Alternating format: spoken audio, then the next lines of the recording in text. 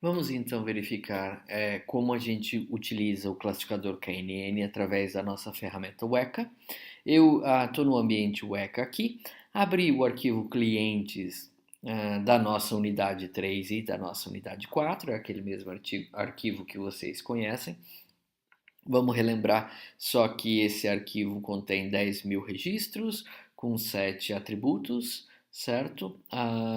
A classe é binária, sendo tipo 1 ou tipo 2, e ela é bastante bem distribuída, então tem mais ou menos 52, 53% das instâncias para a classe tipo 2 e 47% para a classe tipo 1, certo? As outras variáveis são todas discretas, certo? Como a gente está vendo aqui. E então vamos ver. Se eu quiser utilizar o algoritmo KNN, eu vou escolher a nossa aba de classificação. Na nossa escolha de classificadores, eu vou aqui no nosso método lazy. A gente comentou que esse é um algoritmo chamado lazy, preguiçoso, porque ele não cria o modelo até o momento da classificação. Eu tenho os dois métodos IB1 e IBK, que são, na verdade, implementações relacionadas com o KNN. O IB1 é a implementação onde eu tenho sempre um NN, somente um vizinho mais próximo, tá? Então eu vou escolher o IBK, que ele permite a gente trabalhar com KNN. Se eu clicar sobre o nosso algoritmo, perceba, ele descreve que essa é a implementação de um K-Nearest Neighbor Classifier, então um classificador KNN. Se eu tentar identificar, vou puxar para cá a identificação, ele seleciona apropriadamente o valor de K, então eu posso trabalhar, se eu quiser, o valor de K e pedir para ele mesmo procurar. Ele também pode fazer a ponderação pela distância, certo? Que é o que nós vimos. E ele implementa, então, este algoritmo descrito neste artigo científico aqui, de 1991, onde estava sendo definido algoritmos de aprendizado com base ou baseados em instância, certo? O IB aqui, IBK, vem de Instance Based, são algoritmos baseados em instâncias, certo? Muito bem. Ah, vou voltar aqui. Percebam que eu estou iniciando e o valor padrão dele é o KNN, ou seja, o K igual a 1. Então, nesse valor aqui, na verdade, é o K que eu estou definindo. O cross validation, na verdade, se eu colocar true aqui, ele vai procurar o melhor valor de K, mas eu não quero fazer isso, eu quero deixar eu mesmo poder definir esse melhor valor de K. Eu tenho a opção pela ponderação pela distância e ele tem como padrão não ponderar pela distância no começo. Ele tem a ponderação pela distância onde ele divide um sobre a distância e multiplica isso para cada um dos vizinhos que ele encontra, ou então ele pode fazer a ponderação pela distância de um menos a distância. Perceba que em nenhum dos casos aqui ele divide, ele não faz então por um dividido pelo quadrado da distância. Qual a diferença disso? Quando a gente fez na unidade, nos slides, a ponderação usando um sobre o quadrado da distância, a gente estava reforçando ou dando mais ênfase, mais importância para a distância. Se eu faço só um sobre a distância, eu estou valorizando um pouco menos a distância dos exemplos, e se eu fizer um menos a distância, eu estou valorizando menos ainda, certo? Então, na verdade, depende do quanto você quer valorizar. E eu vou deixar 100 no início para a gente rodar, tá bom? Muito bem, se eu escolher aqui e clicar na forma de busca que ele está fazendo, vocês vão ver que a distância que ele está usando no padrão é a distância euclidiana, que é a mesma que a gente trabalhou é, nos slides que a gente viu, certo? Ok, eu vou dar um ok aqui também, então estou mantendo todos os padrões, inclusive o k igual a 1, e eu vou rodar, vou escolher a minha classificação para a variável classe, e vou rodar o meu algoritmo que está aqui.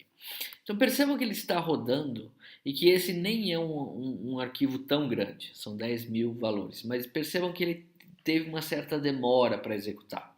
Isso nos remete àquilo que nós comentamos, que o algoritmo não criou modelo nenhum até o momento em que a gente queria classificar. Então a classificação ela é um pouco mais lenta do que aqueles outros modelos que a gente já estava acostumado a fazer. Vocês podem depois tentar rodar arquivos de dados até maiores, o Adult, por exemplo, que a gente viu na unidade 3 e 4 também. Se vocês executarem rodando o nosso IBK, vocês vão perceber que ele é mais lento do que os outros que a gente tinha trabalhado, tá?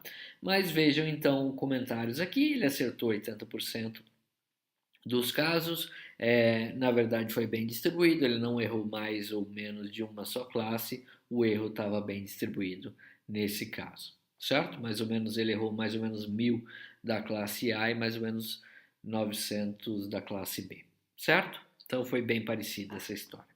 Bom, vamos migrar aqui, mexer um pouquinho nos parâmetros e dizer, olha, agora suponha que eu quero o KNN com K igual a 5, certo? Então se eu fizer essa execução com o K igual a 5 agora, ele continua executando, perceba, ele demora um pouquinho, não é tão rápido quanto a gente estava acostumado, e para esse conjunto de dados não deu grande diferença. Na verdade, os resultados foram os mesmos, eu poderia ainda pedir para ele fazer a ponderação pela distância.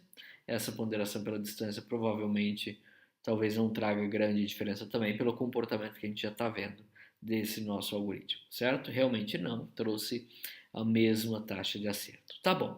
Então a gente já viu aqui algumas características que a gente pode ponderar ou não ponderar. Nesse caso nem deu muita diferença. A gente já testou o IBK com K ou o KNN, né, com K igual a 1, testamos com K igual a 5 agora, e eu vou tentar fazer mais uma análise de acordo com aquilo que nós vimos nos slides, que, deixa eu voltar aqui, cancelar só antes dessa análise, lembrar que ele é um pouco mais demorado, isso é algo que a gente tinha visto lá na nossa análise nos slides. Se eu voltar para cá só para olhar a característica desse meu conjunto de dados, eu tenho 10.000 instâncias, certo? Então, se eu quisesse ser... eu já testei o KNN para essa base com K igual a 1, que é o extremo para onde eu quero o menor número de vizinhos. Se eu quisesse então testar, eu podia testar para o K igual a 10.000, que seria o outro extremo de vizinhos, certo?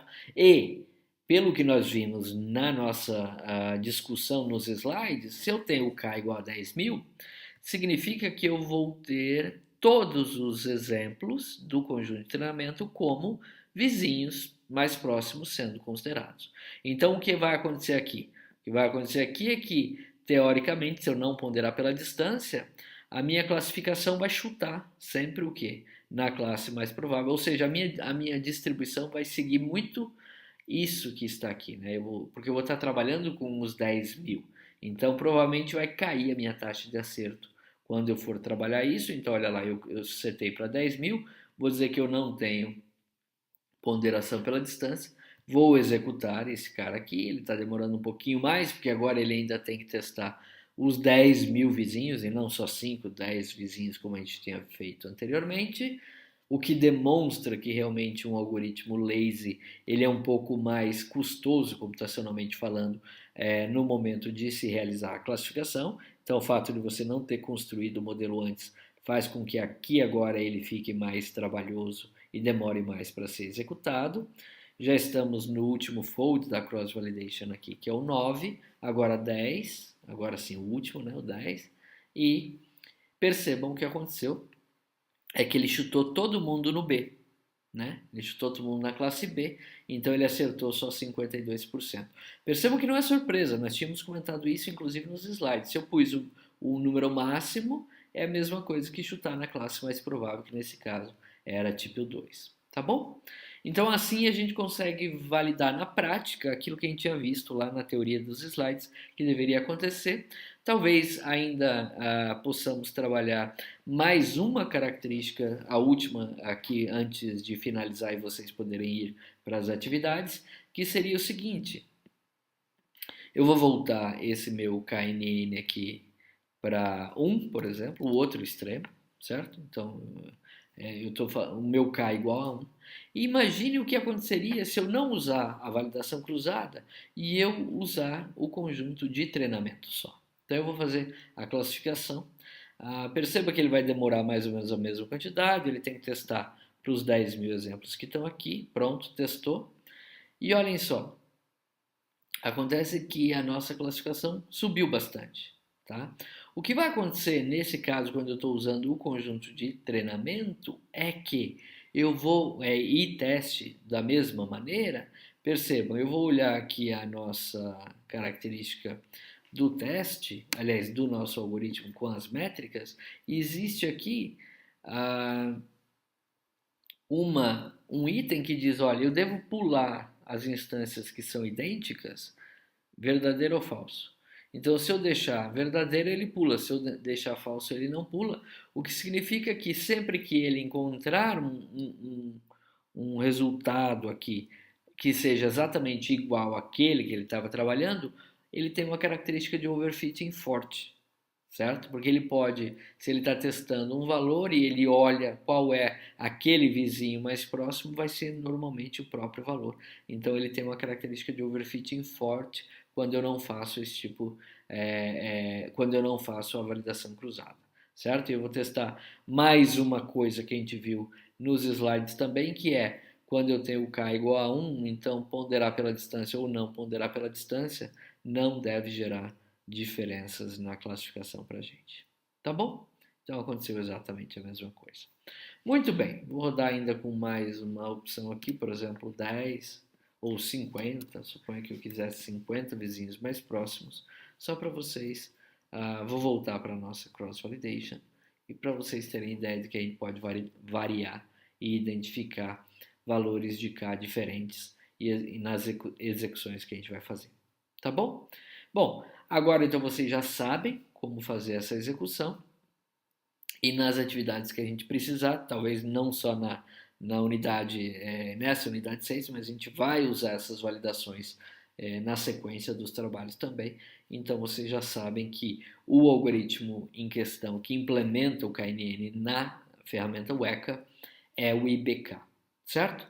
Muitíssimo obrigado pela atenção de vocês. Espero que vocês tenham gostado. Essa nossa unidade finaliza os trabalhos que temos com algoritmos com base em aprendizado supervisionado, ou seja, para a tarefa de classificação.